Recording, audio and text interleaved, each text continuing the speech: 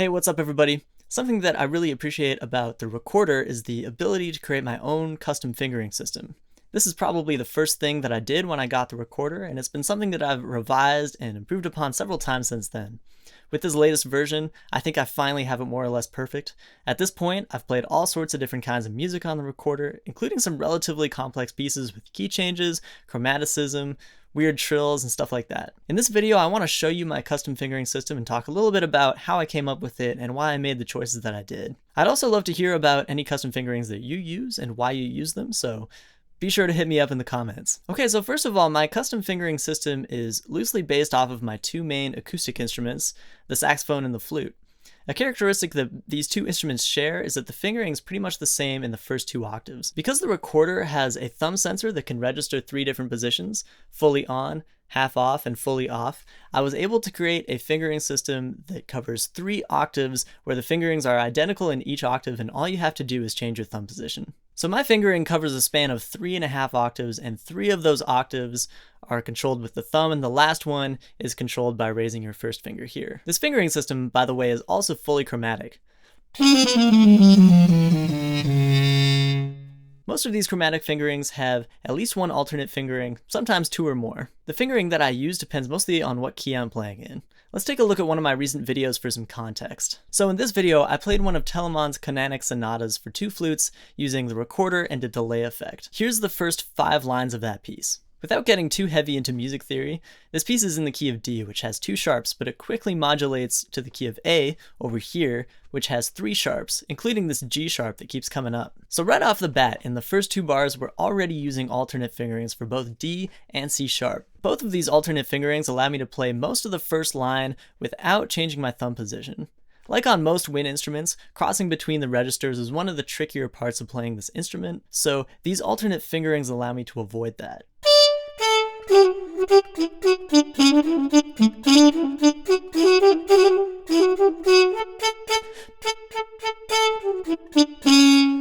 So that A in bar 2 is the first and only time in that phrase where I need to change my thumb position. This alternate fingering for D is inspired by flute fingerings, and flute is actually the first instrument that I actually played this piece on. It also makes sense to be able to play C sharp this way, and this way. So now we're at bar 6, where we modulate to the key of A, which means that we now have to play G sharps, but before we even get to our first G sharp, we have to deal with this C sharp to D trill. We could use the alternate C sharp fingering from before, and that would work okay, but I actually discovered a better solution by borrowing a trill fingering from the flute.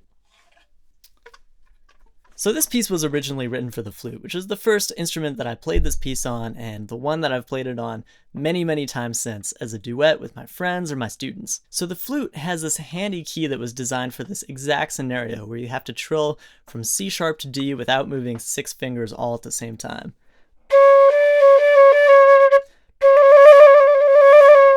It's really easy, you just have to move your index finger. And I thought, hey, I can just program this movement into my Re.Corder fingerings.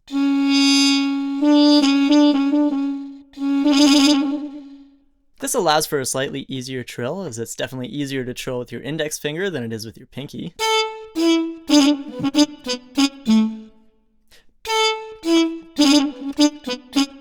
But it also has the added advantage of keeping this whole part of the bar in one thumb position, especially because I added another alternate fingering for D, which I also borrowed from the flute, as I mentioned earlier. This one. Okay, so now that we're past that trill, we can finally talk about G sharp. And while we're at it, we might as well talk about my alternate fingerings for A sharp / B flat as well, because they follow a similar logic. So I'm going to refer to G sharp as A flat for a sec. If you're confused, don't worry about it, just know that it's a different name for the same pitch. The reason I like to think about it this way is that I'm taking my normal fingering for either A or B, and I'm adding either my right hand index finger or middle finger to lower the pitch by a half step.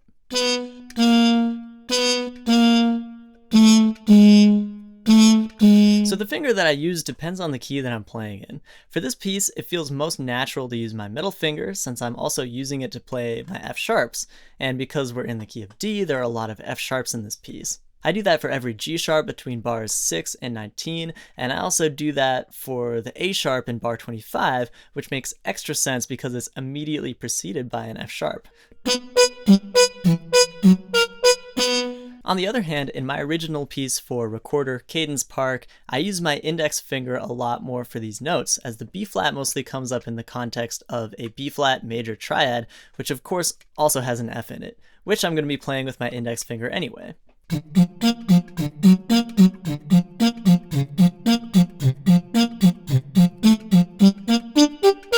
So I think that pretty much covers all of the chromatic fingerings, except for, I guess, E flat / D sharp.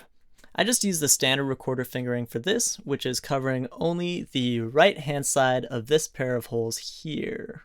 Anyway, that's pretty much it for this video. That was an F sharp major scale. Please like and subscribe if you've enjoyed this video, and don't forget to check out my other videos. Until next time.